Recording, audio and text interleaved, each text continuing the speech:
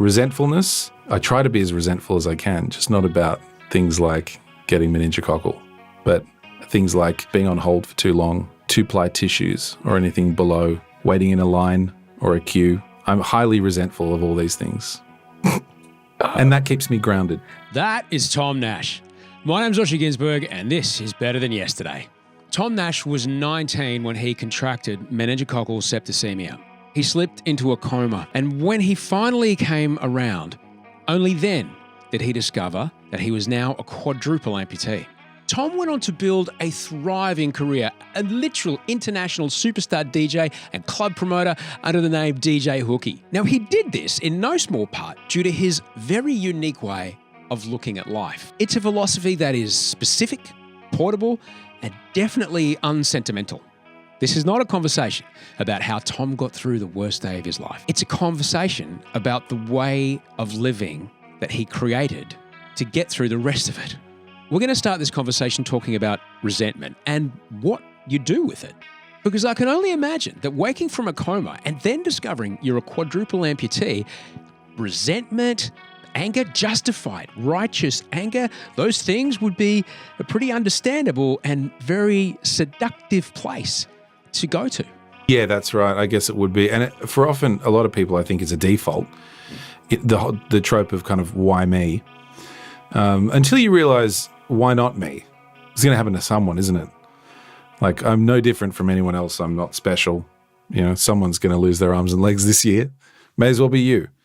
You can't take credit for how you respond to situations, I don't think, at least not entirely. There's got to be some component of nature to it, I think. And then there's an element of luck. Then there's an element of the support of the people around you. And I think if you ought to be credited for in any way for how you respond to situations, it would be in a very minute way. But often we tend to try to simplify it more than that and think, oh, this person has just done remarkably well and better than somebody else could have. Well, there's a multitude of factors for that, and I probably had no choice in the way that I dealt with things. So righteousness doesn't play into it by default. Yeah. And resentfulness, I try to be as resentful as I can, just not about things like getting meningococcal, but things like being on hold for too long, 2-ply tissues or anything below, waiting in a line or a queue. I'm highly resentful of all these things. And that keeps me grounded. And those things, I think these things are fair. Yeah. You know, if you're going to choose what you're going to get fucked off about. That's right. If I go to someone's house and they haven't got 2-plies, like, honestly, like, I've lived in share houses where we couldn't rub, 2 bits of resin together to pack a cone. But we always bought the most expensive toilet paper we could afford. That's good. I like that philosophy. And the best quality tomato sauce. None of this home brand shit. Tomato sauce, as in, when you say tomato sauce, do you mean ketchup or do you mean Italian tomato sauce? No, Passata or something? No, like in a tube. Yeah, ketchup. Ketchup. Yeah. What's your definition of the best ketchup? Is it Heinz? Yeah. Yeah, I'm a Heinz guy 57. As well. Yeah, I think so. But I think that's the taste that some people in Brisbane, there was this wild brand called Big Red. And I've heard of Big Red. It was like the size of a bottle was the size of like something you'd now get at Costco and think that's small. Yeah, but at the like time some it was like post-war God on aid earth is this thing? tomato and so sauce. Unrecyclable. And so unrecyclable. That was your problem with it? No, and it was I was 4. But I remember this bottle being so big I could barely lift it, and the taste being like this. I don't know what this is. You say it's tomato sauce, but can I go back home? I know this is a sleepover, but I'd like to go home now, please. So good ketchup. Yeah. Good toilet paper. Start there. Yeah, I think so. I've been in 5-star hotels with 2-ply tissues. Oh, what the fuck is going on? When people think about positive thinking, look, it's not, I'm just going to have to let go of every single thing that bothers me, am I? It's not that. That's not the kind of positive thinking that Tom does. Tom actually keeps a list of things that he is properly, genuinely furious about. And importantly, losing both arms and both legs is not on his list. The reason for that is really interesting. I whine about all of the small things, and I do it constantly. Like, for instance, I will drop an object and there's something in the fucking universe. It always goes to the most inconvenient. Like, I'll drop this jewel, it'll go on the floor and it will go underneath the couch as far away from my life as I can get, right? That's just my piece. Every door is against me, weirdly, I found recently. When I try and open a car door, it's always closing back in on me. So yeah, just little things like that.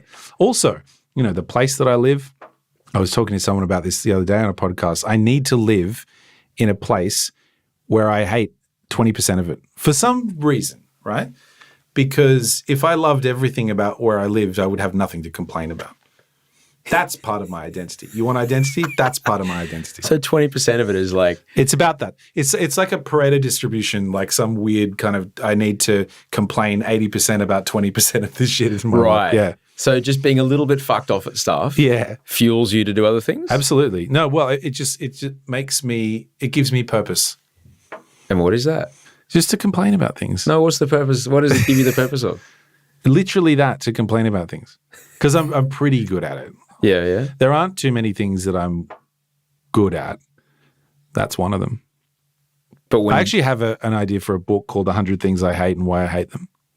Bestseller immediately. Let me sign you. I don't even own a publishing company. I think I already told Penguin about it. They're like, let's see how the first one goes. When you see someone going through life with a sunny disposition, always looking at the bright side of life, you might be tempted to go, well, that's just how they came out. You either look at things positively or you don't. What you're actually looking at, though, is someone who's doing a lot of reframing as they go through their day. Yet reframing all the inconvenient and frustrating things that happen to you, it's actually a skill that requires training and requires upkeep. And if you don't look after it, it can go away. You'd imagine the amount of frustrations and inconveniences in Tom's day would just be immense.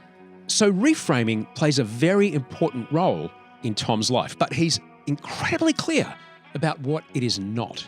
It isn't an exercise in lying to yourself about the realities of things that have happened. Yes. You get hit by a bus and you're like, great, now I know.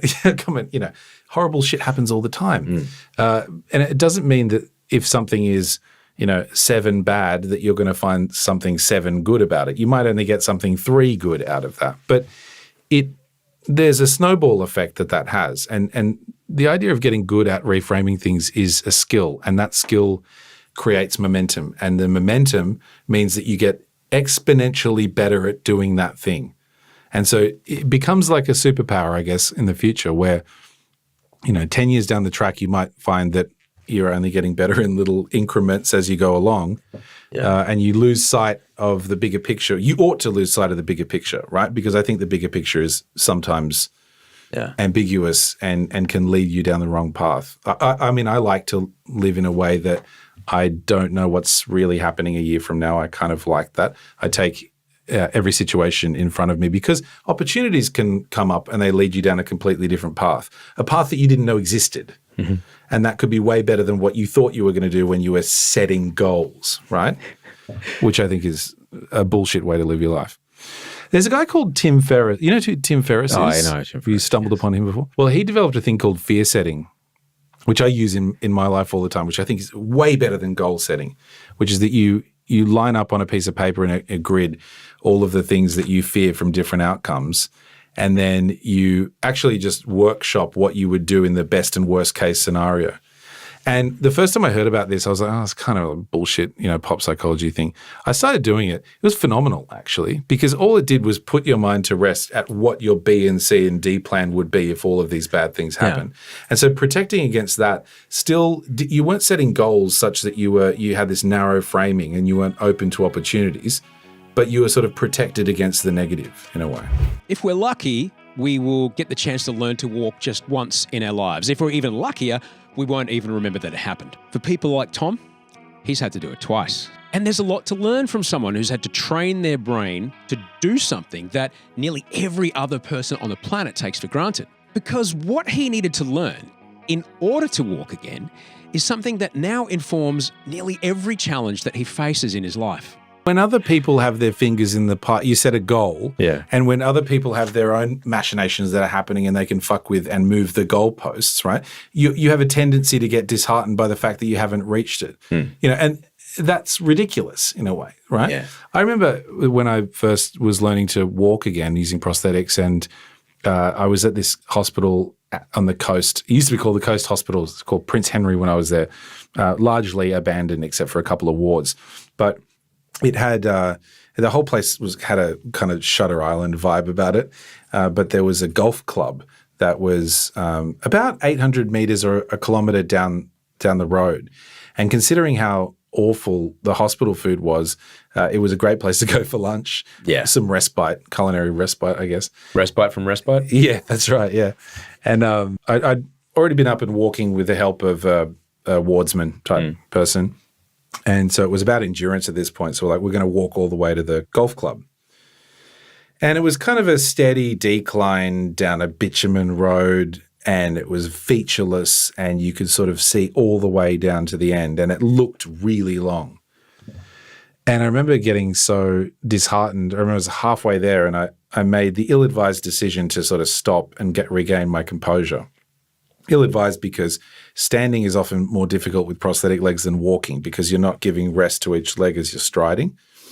And I remember sitting there and looking down what would have been maybe 500 meters left to go, and it just looked so long. And I thought, if I had the end goal in mind, I would never get there because I would be completely disheartened by the whole exercise. And it was only because as you're walking with prosthetic legs, because you can't feel the terrain, and the terrain and the topography actually has a lot to do with how you walk on prosthetics. And so I'd have to watch the floor in front of me just to see if there are any dips in the topography or whatever it is. And I realized what I would do is I'm keeping my eye on the road in front of me, but I would have these little milestones as I would go. It's like, just walk to this thing and just walk to that thing and just walk to the next thing. And I didn't look up the whole time. And I got there way faster than I thought I would. And by the time I reached the end, I was like, oh, I'm here. And so I started using that technique for everything that I did. Everywhere I walked, it was just like, just focus on the thing that's in front of you. Forget about what's up. You got a vague direction I'm going. Yeah. I didn't end up in Malabar. Supermarket. Yeah. I'm going that direction. Yeah. Well, that could have been good as well. It could have been, they might have had something I wanted there. Yeah. And so I use this technique with everything now, and I use it in work. I use it in my social, anything. Just focus on what's in front of you and do the best at what's in front of you. And things fold out. Like, everything's always fine. I always end up sitting here talking to you, so it can't be that bad. Tom Nash is such an incredible example of how we as humans can shape the world that we experience by choosing how we experience the world around us. Sometimes we're aware that we're doing it, sometimes we're not. Tom has such a great way of describing how by being more aware of when we are choosing the way the world comes to us, it strengthens our ability to notice when the world comes to us in its discomfort, how we might have been making choices that we're unaware we're making that gives us that experience. I found it really interesting because obviously people had so many different reactions. And so, not to say that everybody found it terrible. Some people really enjoyed it even. And but the one thing that I did notice was that it was the first time society all had the same problem. And also that it was the first time that industries at large had been forced to make changes and been forced to think differently. And I think the link that I always found with myself was I was once the one that was forced to think differently to solve problems. And often people aren't given that gift, which I do think is a gift. Experiencing some sort of negative vicissitude or whether it be a tragedy or adversity or a challenge, that you're forced to think of a different way around a problem or several problems. And mostly people aren't put in that position. So it's very interesting to watch how different industries coped, the whole working from home thing and how people got used to that. But purpose in and of itself is a cognitive program that you run in your head, right? And so you have the ability to imbue anything with a sense of purpose. And it's kind of why I hate people that say, not the people, but I hate it when people say everything happens for a reason. I don't like that. Because well, I mean, apart from being nonsensical and just generally a non sequitur idea, I think it robs you of being able to imbue anything with a sense of meaning yourself, which is almost the exact thing that's going to carry you over and give you a sense of purpose, is to imbue meaning upon things that happen. And the distinction, as you point out, between that which you can control and that which you can't control is the difference between a life of stagnation and success, I guess. Everything happens for a reason. In my mind, there's a there's a bracket that says that you give it after the fact, close bracket. And that's the reason that you then reverse engineer to justify essentially the feeling in your body when the thing happened. Yeah, that's true. And it's important to make the distinction that we're speaking philosophically here, not as though everything happens for a reason. If I knock a glass off the table, it happened because I did it. Yeah. So, there are real world reasons that things happen, but in terms of the philosophically underpinning reason that things occur. The leap to understanding what you just described, the leap to understanding that you're the one that puts the meaning on it, that requires a level of reflection that might be uncomfortable because you might have to face the fact that, I'm the one that's making this shit. Yeah. And that's the hard. realization that you're the one that shapes your own reality. Yeah, that can be very hard for some people, and it's no shit. It's easy to It should be hard, but nothing good was ever easy. That was Tom Nash. It's part of a much longer conversation. You can scroll back in the feed to check the full episode. It is well worth it. He's been on the show twice, actually. His book is called Hook, Line and Sinner. He's also been a guest on Story Club, which is a live storytelling show that I do here in Sydney. You can find that online as well. I'll put the link in the show notes. If this was good for you today, please tell a friend. Send it to a friend. Share it with somebody. Like, rate, comment below, above, however you're hearing my voice right now. Please do all those things. All those things really help us. If you want to find out more about the show, we have a newsletter. The link is in the show notes. That is also where you can find tickets to the live gigs I do here in Sydney on the regular. We'll be back here on Wednesday, and that's the show. Thanks for being a part of it. All right, we're done. Go be better than yesterday. Go on.